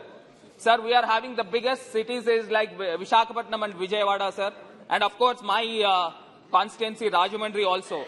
So I request through you to the Honorable Minister and the government to sanction the railway project, the metro railway projects to Andhra Pradesh, sir. Sir, coming to the Greenfield crude oil refinery and petrochemical complex, this is also mandated to establish in Andhra Pradesh, sir. Sir, as we all know, perhaps the country must be knowing about the KG Basin. The KG Basin is located in the area of East and West Godavari's and the Krishna district, sir. Sir, you are taking out the oil and diverting to the Gujarat or any other places. So why can't we have the petrochemical complexes in the state of Andhra Pradesh? And how much the cost effective is been happening to the country? But the government of India, for erecting these petrochemical complexes, the government of India is asking for the viability gap funding, which was not mandated in the Act, sir. Sir, I would like to reiterate to this House, why not the petrochemical factories, complexes are there at Daheja in Gujarat and Pardeep in Odisha. Did you ask for this viability gap fund in that particular area, sir? Perhaps I don't think you have asked for the viability gap funding. Therefore, I request the Honorable Finance Minister to allocate funds for this petrochemical complexes, sir. Sir, coming to the national picture as a whole, I appreciate the Honorable Finance Minister for delivering expansive budget amid the global economic turmoil, sir. It is good that she has opened the strings and pleased the taxpayers, especially in the view of the upcoming 9-state elections, sir. However, financing the physical deficit is challenging, sir. Sir, look at the receipts and the expenditure. So where the government of India could manage to get 17.5 lakh crores, sir. It is a physical deficit, sir. It is very challenging. Sir, the House would be very happy if the Finance Minister explains and elaborates the roadmap where these golden eggs are going to invest and how can these golden eggs hatch to become the golden goose, sir. Sir, my suggestions here to the government is primarily, apparently, we need to understand our strengths, sir. Sir, our Honorable Prime Minister always says, buy local, Atmanirbhar Bharat. Sir, we all know that the government, how come the public uses this nationalism? So we are talking about the Atmanirbhar Bharat, sir. But the government should show the sources to portray this nationalism, sir. Sir, in this context, I would like to give a suggestion. This is open the local marts for the groceries, for everything, sir. Open the local marts. Name it as a Bharat Mart or whatever it is. But this local marts has to open across the country in small villages also, from the length and breadth of the country, sir. And the only products which is available in that local mart should be made in India. And the local promotion should be happened, sir. In turn, the government should encourage with incentives. The government should encourage with the tax benefits, sir. So definitely, I think this model will completely achieve the dream of the Prime Minister, sir. And coming to the imports, sir, as we all know that imports, the crude oil is the maximum imports what we've been importing to our country, sir. So the alternative for this, the government is in this budget happened to allocate some 33,000 crores in the green energy and 17,000 crores in the renewable energy. Sir, in the state of Andhra Pradesh, we are encouraging the pump storage, which is the hybrid model which is trending now, sir. The Honorable Chief Minister, Mr. Jagan Mohan Reddy ji, has also inaugurated 5,000 megawatt of this pump storage model, sir. So perhaps the country should think on this grounds and to extend across the country, so that at least by this year, if we can curtail to 20% of the crude oil imports, that will be a very good move, sir. And the second, the biggest imports, what we import is very lucrative gold, sir. So I wanted to be very clear, so whether I could speak this, whether I could announce this, but still I'm going forward, sir. Sir, increase of the export duty in the gold. However, apparently the number 2 gold, which comes from the borders or which comes from some other countries, and the currency which is lying, the 2,000 rupees notes, which is lying with the big tycoons, will come into the circulation, sir, and allow it. And after coming all these 2,000 notes into the circulation, and curtail and seize the routes of smuggling, sir. This is a win-win situation, sir. Almost, I think, after the demonetization, we hardly see the 2,000 rupees notes now, sir. Sir, it is laudable that Government of India has done outstanding works in terms of road networking, sir. I should appreciate Nitin Gadkari ji for this. He also visited my constituency. And from these past 9 years, the Government of India is doing a phenomenal job in terms of the road networking, sir. Sir, the industrial corridors, sir. So the government has to be very aggressive in promoting the industrial corridors from north to south and east to west, sir. Sir, here I would like to quote Swami Vivekananda ji. As rightly said, sir, youth is the foundation of the country. And they are the great asset to any nation, sir. They are full of energy, enthusiasm, and innovative ideas, sir. Sir, he called channelizing the energy into the right direction. They can drive the country on the path of progress. Sir, the youth in the country is the great asset for India, sir. Almost 50% of the population is youth, sir. Sir, likewise, in this house also, we are not less than 70 to 80 members of youth parliamentarians, sir.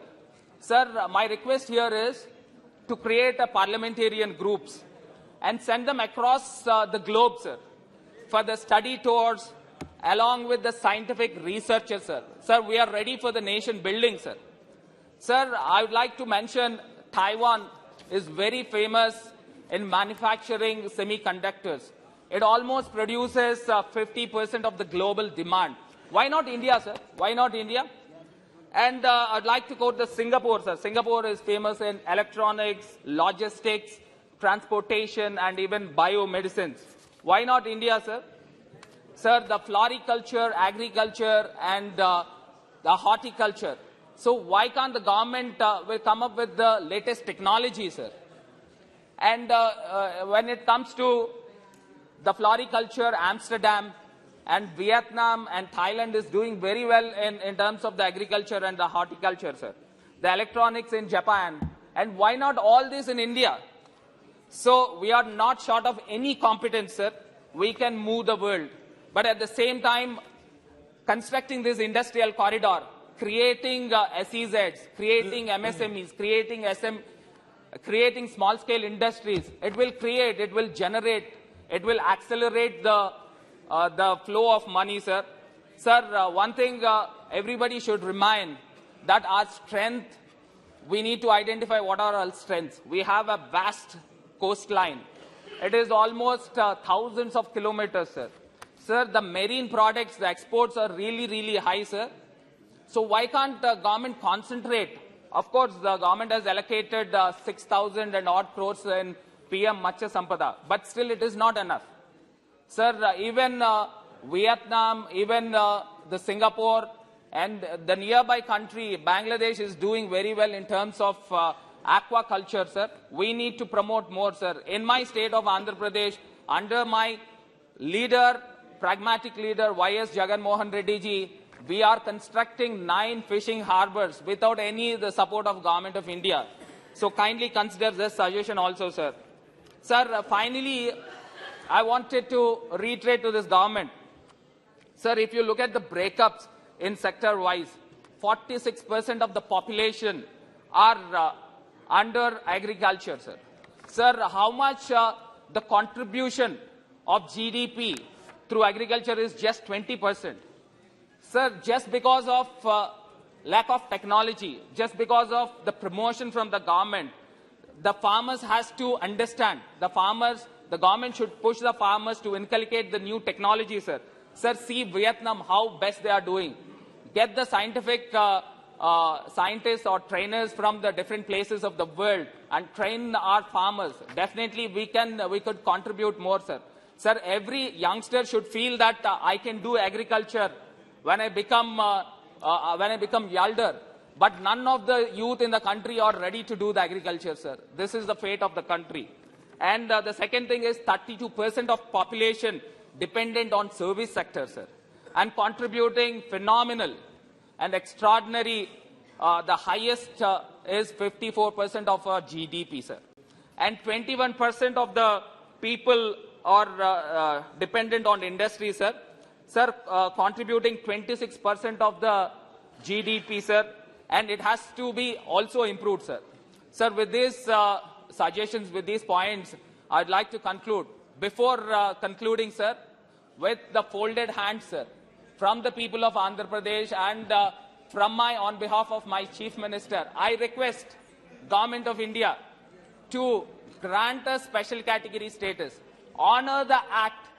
Sir, we are like a small baby, sir. I request the Government of India to care us, nurture us with empathy, and with just a father figure is there in front of us, sir. But why the government is not honoring the act, sir? Why the government is not implementing the act, sir? Sir, with these words, I conclude. Definitely, the God is there, sir. God is watching everything. Definitely, the good days will come to the state of Andhra Pradesh. Thank you so much, Shri sir. Saugata Roy जी।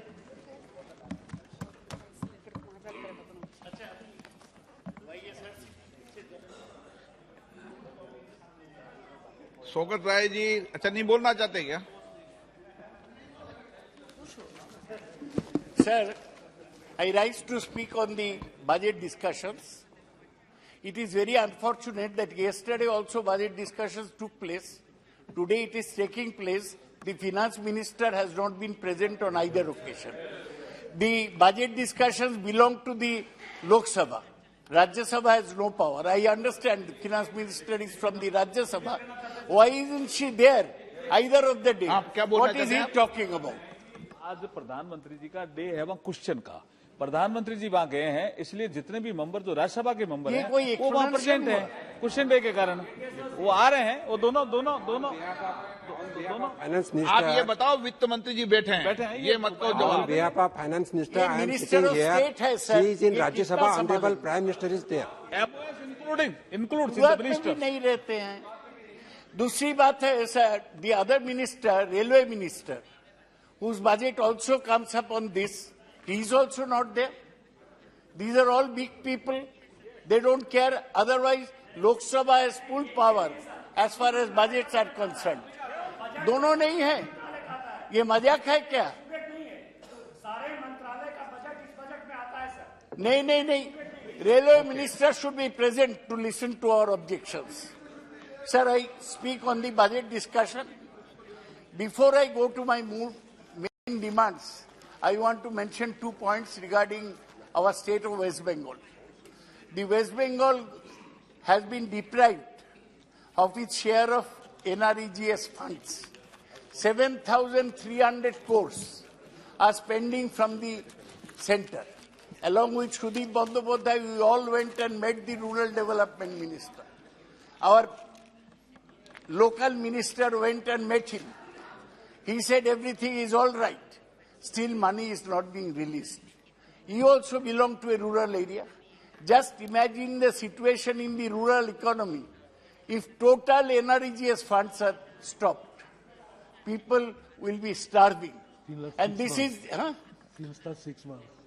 माननीय सदस्य, या तो आप गोली को रख दो, जो हाथ में गोली फाड़ी है ना आपने. नहीं, ये तो हाँ, एलेक्स है. एलेक्स है. ठीक रखने. गला ठीक रखने. पानी देता हूं आपको ना, गर्म पानी. प्रधानमंत्री जी के तरह वो तो पानी पीते हैं, मैं एलेक्स खाता हूँ. गर्म पानी. हाँ. ऐसे गैलेक्स खाना, गोली खाना सदन में अलाउ नहीं है. Sir, my... Sir, this is for the health, sir. For health. Now, I demand that the money for NREGS for West Bengal should be released immediately. And the government should give up its cruel attitude. Number 2, I have to speak something about railways. The finance minister made a big hue and cry that he has given 11,000 crores to West Bengal for unfinished projects. But nothing is finishing. He will earn name as a railway minister who's very smart. He is starting Vande Bharat trains so that PM can go and inaugurate. These have no long-term benefits. And in West Calcutta metro system, he is inaugurating truncated lines. That is, there is a line from Behala to Bibadibag. He goes 1/3 and inaugurates up to Joka to Taratala. So I demand that whatever railway projects he is doing, let him complete them instead of inaugurating truncated lines. Sir, I wanted to speak on the budget. Nirmala Sitharaman herself called her budget beautifully balanced. I have never heard a finance minister praise her own budget. She is saying India said to be $5 trillion economy, budget beautifully balanced. I'll talk about the balance later. But it's unfortunate that the finance minister budget speech does not mention the words unemployment, poverty, inequality, inflation, or equity anywhere in the speech. So even if it is beautifully balanced, it is that of an accountant. This budget has no vision about the future, and it is not futuristic but opportunistic, anti-people and anti-poor. This is what Mamata Banerjee said about the budget. Sir, unfortunately, as soon as the finance minister presented his budget, the next day an avalanche took place. Avalanche of what? Hindenburg research report. One short-selling firm from America, they released a report about a company in India. I will not name the name. Sir, when we were small, after sunset, we could not use the word sap. My mother used to say, don't say sap, say lata, lata. So now there is a new word. We cannot mention somebody's name. We have to a company, this company. But this company is everything. We can't mention the name. Just like my mother told me when I was young, living in a village. Snake we could not mention. If 353 nowhere permit you, then you can't mention it. Either you get... You have become the new spokesman for the ruling party. To prevent the opposition protest. You have become the new spokesman after being dropped from the ministry. You have started explaining everything. Go back to the ministry. You are chairman of the Jan Vibhag. I am chairman of Jan Vibhag. That is the new way. आप बात है ना मान्य सदस्य इधर करा करो, कोई नियम हो तो इधर बताओ, उनको क्यों नियम बता रहे हो भाई? Some professional hecklers have sprung up. Their job is to disturb the opposition whenever they speak. Right. I cannot take concern about them. Now, sir, I'll be very brief on this matter. I have other things to speak about. The Hindenburg research report said that a certain company did round-tripping of its finances, and they bought up assets in India after round-tripping them from abroad. After that, an avalanche. You know, in the snowy areas, the ice comes down. The ice came down on this company's shares. In 3 days, it lost 10 lakh crores of rupees. Now, if ये कौन सी company आप लोग बताओ, इसका नाम तो नहीं किया जाए, साफ है. तो अरे हमारा कोई डर नहीं है, अदानी बोलने से ये लोग बोलेगा काट दीजिए, उनका नाम नहीं करना चाहिए, ये साफ है.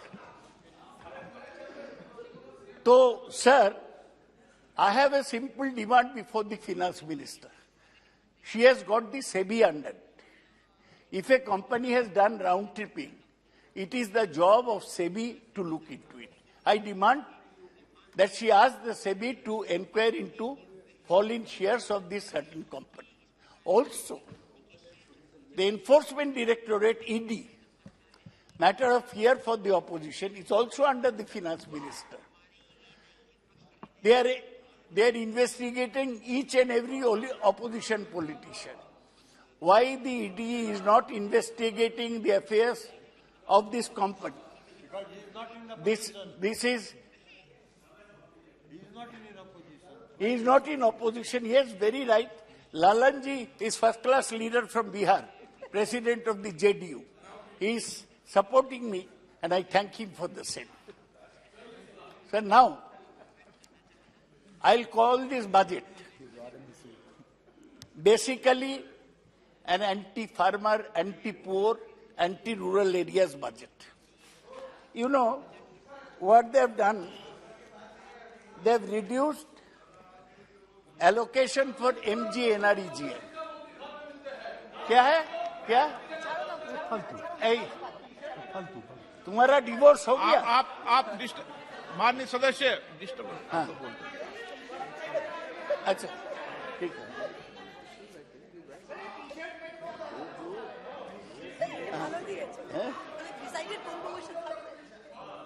Sir, there has been reduction in the allocation of MG NREGA and cut in food, fertilizer and petroleum subsidies. This is anti-poor. Sir, you will know that food subsidy has been cut from 2.87 lakh. Sir, what is it that I'm saying that is objectionable? Please. This young man is shouting. He's shouting. Please. You put him down, sir. Food subsidy has been cut from rupees 2.87 lakh crores to rupees 1.97 lakh crores. Fertilizer subsidy has been cut from rupees 2.25 lakh crores to 1.75 lakh crores. These cuts will expose Indian farmers to the vagaries of the global market and render the economics of agriculture even more fragile. This is a very serious matter. This should be looked into. Sir, what were you expecting? I was actually originally thinking of praising the finance minister because she has called herself the budget is beautifully balanced. So I thought that yes, it's balanced, but his balance is that of an accountant. You know, in the finance ministry, there is a deputy secretary who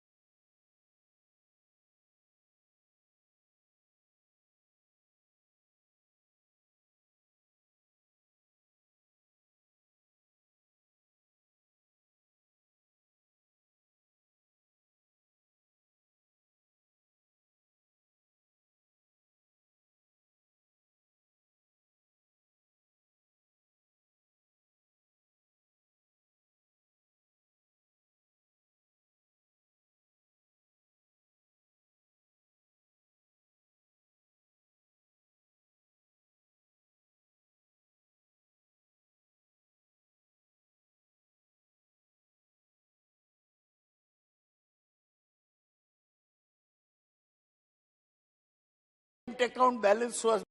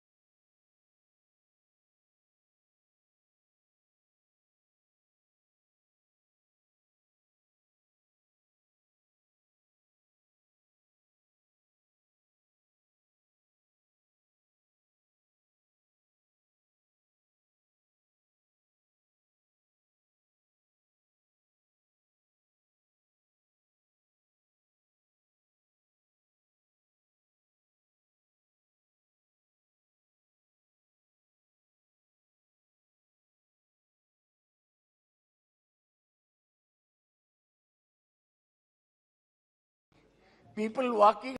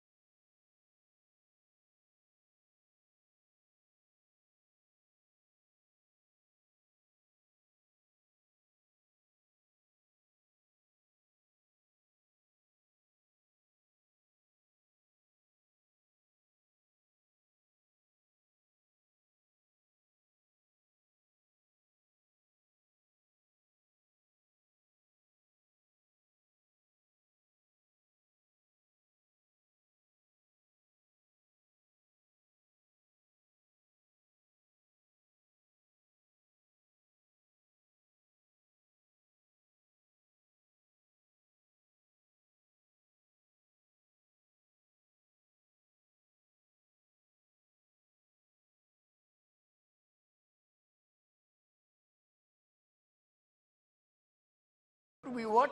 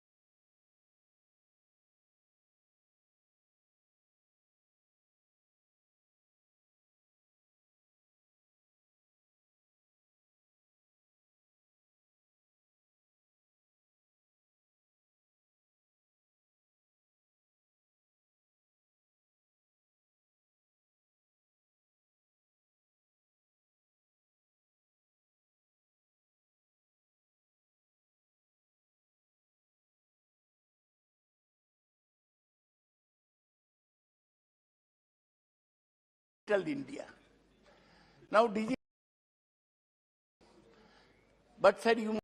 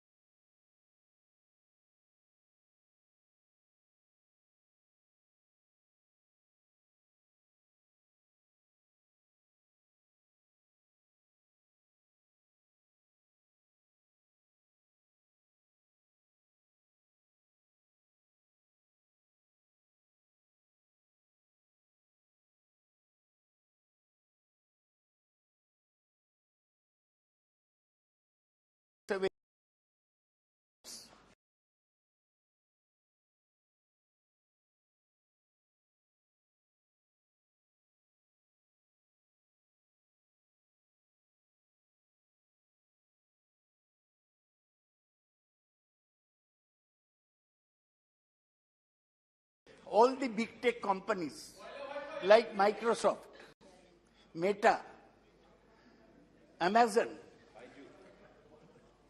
they are all retrenching people. They are called pink slips in America because technology always relentlessly takes away jobs. So to talk about digital India, Industrial Revolution 4.0, artificial intelligence, 3 centers will not solve India's problem. India's basic problems are poverty, destitution, migrant labor, and of course unemployment. The employment has not been addressed at all. The finance minister will come and say, see, has increased so much in capex. Capex is what? Capital expenditure. How much she has given? 10 lakh crores. Very big sum. But does the capex get translated into projects anywhere? No. You give the money today, the project will take another 1 year, 2 years to start. What happens in the meantime? And when you are building infrastructure projects, the main problem is that they take lot of time. Some people get employment during construction. But after construction is over, they lose the jobs. So you are taking India towards a jobless future. From a very favorable situation, you are taking India to a jobless future, berojgar. I see Mr. Gajendra Singh Shekhawat doing namaskar to me. I like that. He is the favored child. Oh, he did namaskar to you. And Navneet must have been. That would be only more proper. Sir, there are only two favored children. Who are favored children? One is this Jal Jeevan Mission. Jal Jeevan Mission. They have got 70,000 crores. And the other is PM Awas Yojana. They have got 79,000 crores. But NREGA has received a cut. So if you develop only two projects, that will be enough to alleviate India's problems. I do not think so. I think you are making a mistake.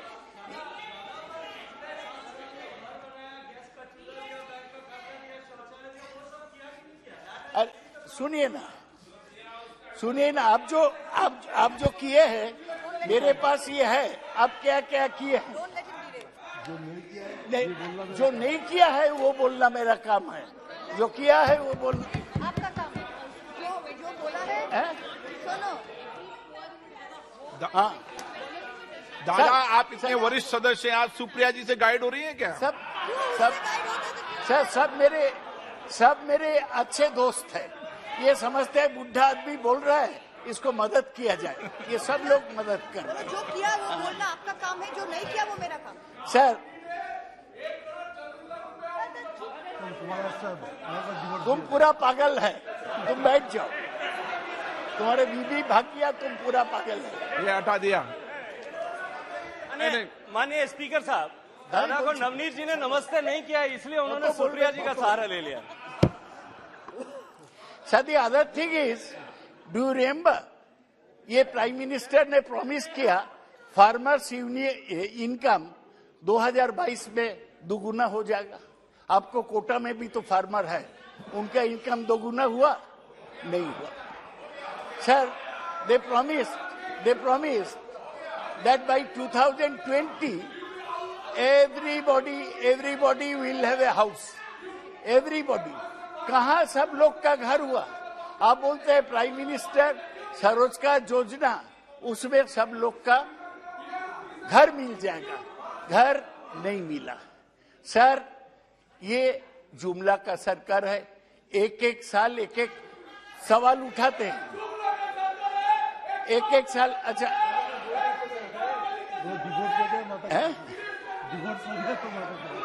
Divorce के बाद इसको दिमाग में गड़बड़ी होगी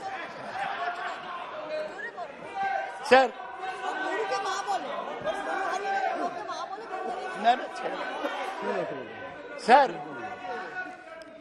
sir इसको तार cut गया कुछ पर्सनल प्रॉब्लम है इसको तार कट गया sir last year they made a promise asset monetization pipeline that they will get money out of the sir एक सेकंड माननीय सदस्य आप वरिष्ठ हैं किसी भी माननीय सदस्य के लिए इस तरीके की भाषा का उपयोग मत करो आपको वो करेंगे तो उनको भी इसी भाषा में कहूंगा उनका कोई रिकॉर्ड में नहीं जा रहा है, उनका रिकॉर्ड में नहीं जा रहा है। नहीं रोक नहीं, मैंने कह दिया उनको बैठ जाइए, आप बोलिए सर। आपको नहीं अलाउ किया मैंने। Last year they spoke of please they spoke about asset monetisation pipeline. इस साल है बजट में? नहीं, कुछ एसेट मोनेटाइज नहीं हुआ। They used to speak about disinvestment. अगले साल भी 50,000 करोड़ था, इस साल भी 50,000 करोड़ बजट में। कभी कोई आपका एसेट लेने के लिए, डिसइन्वेस्टमेंट के लिए इंटरेस्टेड नहीं है। Your programmes are failing one by one. Announce Nirmala Sitharaman has this advantage. She makes an announcement, forgets about it next year. But we keep last year's budget. We remember what all she said. And that's why, sir, this budget, done with good intentions, at a time when Indian economy was recovering from the downslide of the COVID, missed all the opportunities. It turned out to be, I'll briefly complete my point, sir. बहुत disturb कर दिया, ये तार काट जाता है लोगों को और हमको डिस्टर्ब करता है। सर अच्छा, कल अधीर चौधरी गलवान के बारे में बोला कि चाइना कितना पॉइंट गलवान में दखल किया, कितना पॉइंट अरुणाचल में दखल किया। क्या जरूरत था डिफेंस बजट बढ़ाने का? कहां बढ़ा? 1.5%। It has remain almost the same if you take in inflation. अभी तक छत्तीसगढ़ में माओवादी लोगों को मार रहा है। एक बीजेपी को आदमी को मार दिया परसों। कहां सीआरपीएफ का अलॉटमेंट? वो भी नहीं बढ़ा, 1.5%।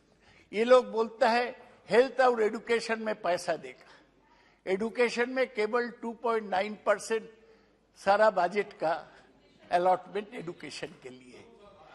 हेल्थ का इतना प्रॉब्लम है, वहां भी कोई अलॉटमेंट नहीं है। उनका तार कट गया sir. Sir lastly I want to say that giving allocation is not enough. In our country, you have to see that on the ground, projects are implemented. Government has spent 22,000 crore less of what it had allocated for CapEx, capital expenditure, this fiscal. Allocating money is not equal to spending money, nor is allocating money equal to creating jobs. They have mentioned all तार काटा हुआ programme ये दिया है। Sir आप सुनिए,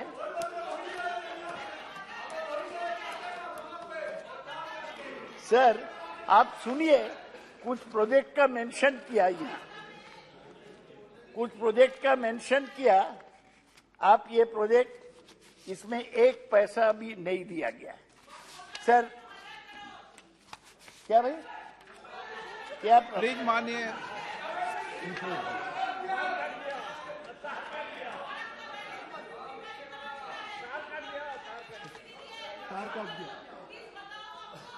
sir ये क्या हो रहा है? ये एक तो प्रॉब्लम होगा। अभी भी हमारी इकोनॉमी में प्राइवेट इन्वेस्टमेंट